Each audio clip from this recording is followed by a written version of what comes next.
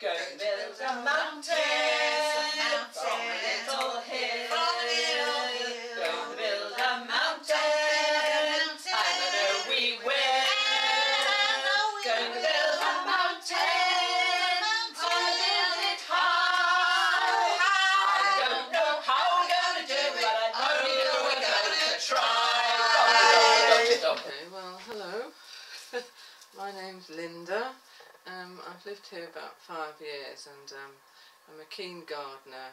And a permaculturist, and I've been involved with lots of community gardens and setting up forest gardens over the years, and really excited about having a go at this garden. So that's me. My name's Gay, and I was one of the original 6 who pooled resources to buy the property in 2004.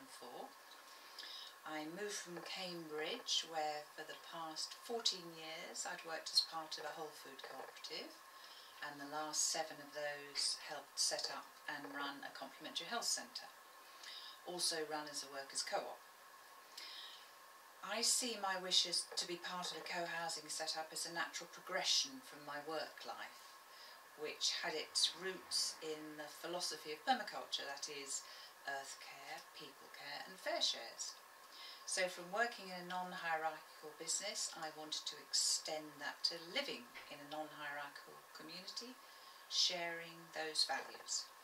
And also important for me was being in a place where daily group meditation was practiced and an inclusive spiritual dimension valued. So that's me. My name is Roz.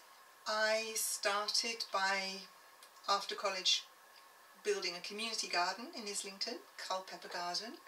I got involved with the FED, which is the Federation of City Farms, and through that I met Bill Mollison, and I went out to Australia, and I was there for the setting up of the Broadacre project there.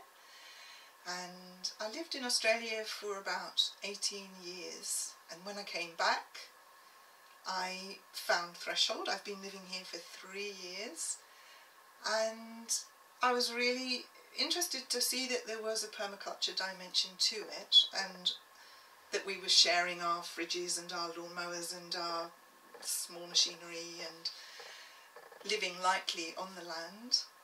And the reason I'm excited by this is because we've got the chance now to change the rather formal layout into a more permaculture design. Our plan for 2015 is to expand on this vision by involving the wider community and giving visitors a practical experience in the development of permaculture principles within our 1-acre garden and orchard.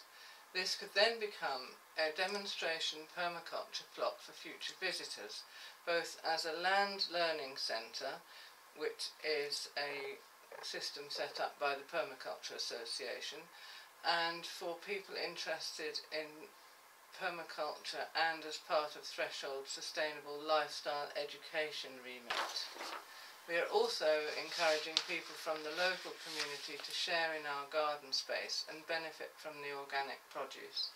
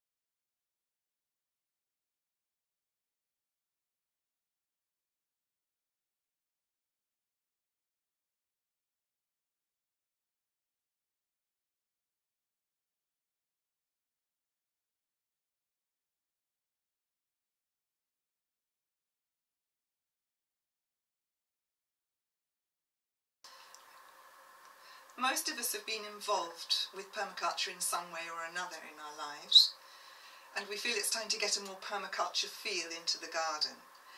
We've always been organic, but it's been set up with a very traditional raised bed square look, and there's lots of grass in between, and now we feel it's time for a change. Oh, let's go and dig up some parsnips. Oh my gosh, what am I doing here?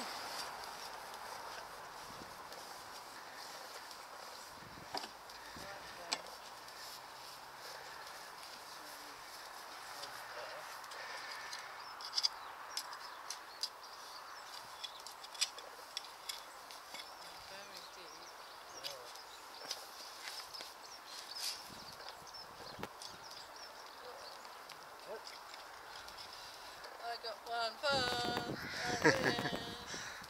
Wheelbarrows at the wrong end. I've got lots to see.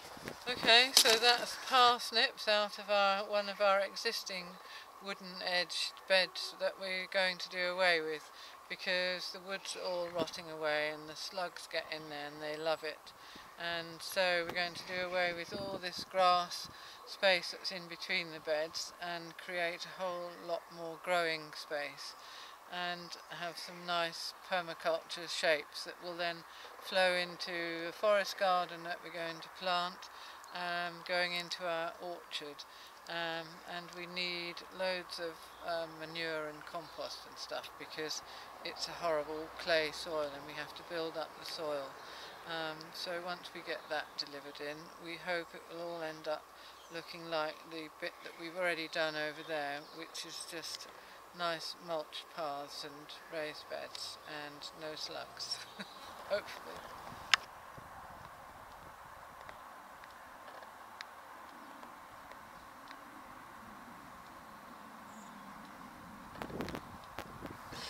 We'll start planting a forest garden to integrate the veggies and the orchard, a new pond, and eventually some ducks to go with our chickens, and some bees. And of course, we love the wildlife and we're always encouraging our wildlife.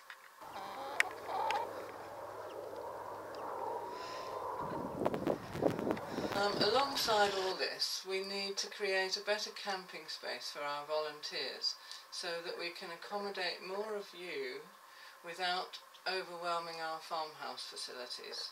We want to provide some shelter, somewhere to cook and some seating. We already have a yurt and a compost loo, so it'll be a biggest part of this will be building a straw bale camping kitchen. This will be a whole project in itself, hopefully happening at the end of August. Watch this space for details.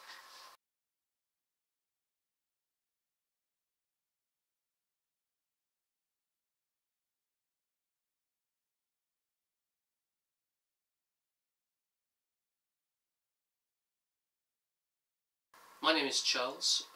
I am one of the volunteers working on this project. I am looking at the technical aspects of the scheme. This is our straw bale kitchen, which is made of natural materials. It's supported on a granular and tire foundation with a grass roof on a recycled timber planks. This will be the part of our social hub, and this kitchen plays a part in supporting our volunteers, where they can have drinks and light snacks.